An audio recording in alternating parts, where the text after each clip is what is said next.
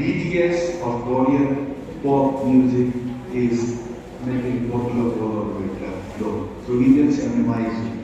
Now this is called Indian cuisine. But if you come to notice India, it is quite different. Some of you, those who have visited Manipur, might have had that kind of experience.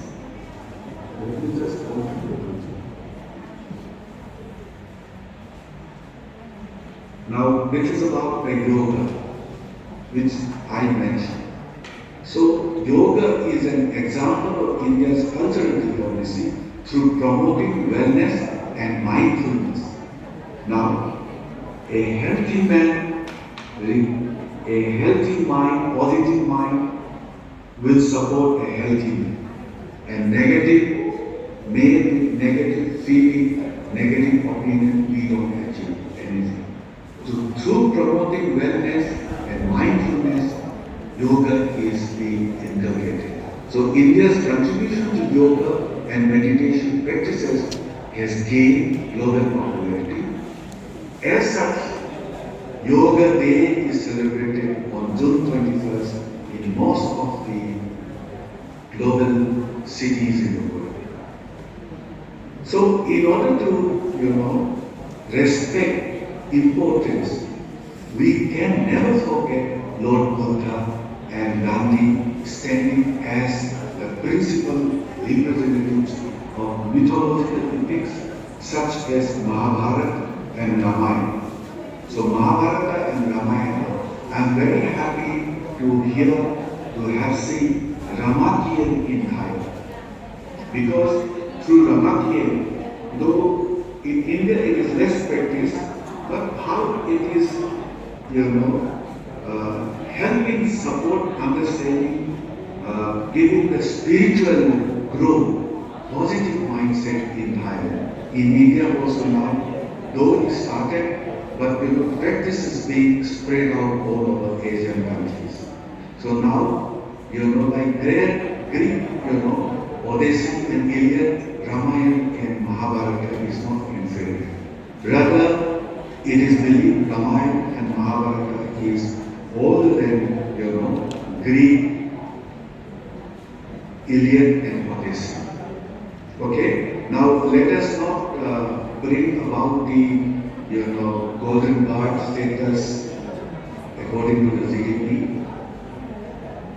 Let me just give you some pictures of statue of Lord Buddha in Bodhgaya. I personally visited. There is Thai monastery, Sri Lanka monastery, and different countries, Vietnam, Cambodia, they want to visit. Though this importance and the value of Lord Buddha is reduced, almost lost after independence. Now, new government in India, and let us hope if the third term of Narendra Modi happens, which is likely to happen, I think it will be feasible for us to implement further. High universities can go to because Bodhgaya. And there are many universities now, like South Bihar Central University, A++ grade university is coming up, already established very well. And I propose to them, they are very happy.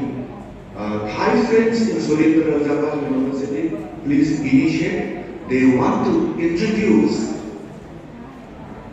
Thai Language and Cultural Center in South Bihar University, which is just 25 kilometers away from Bodhgaya. So I brought this important because we feel the importance of Buddha, whereas is working very well, contributing in the setting of the nation. But in India we lost it. We are trying to bring back. So, and also at the same time, this is possible through India's new education policy, we call National Education Policy 2020, focusing on accessibility, equity, quality education, and collaborations with international universities and research institutions. Now, I have seen there are many Rajabhats in Thailand doing extremely well. But what we need to, promote is, some of the language skills.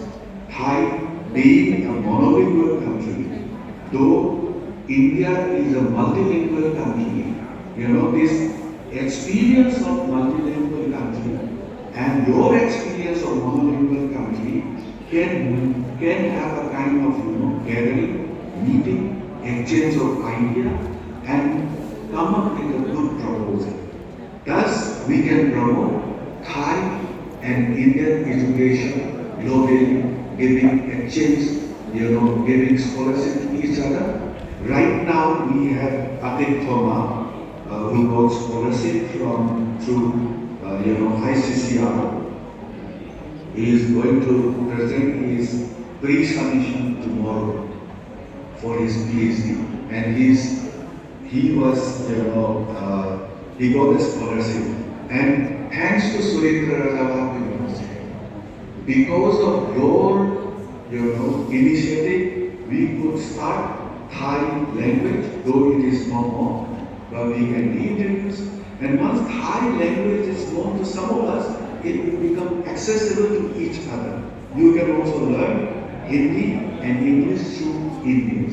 And Indian English is now globally accepted.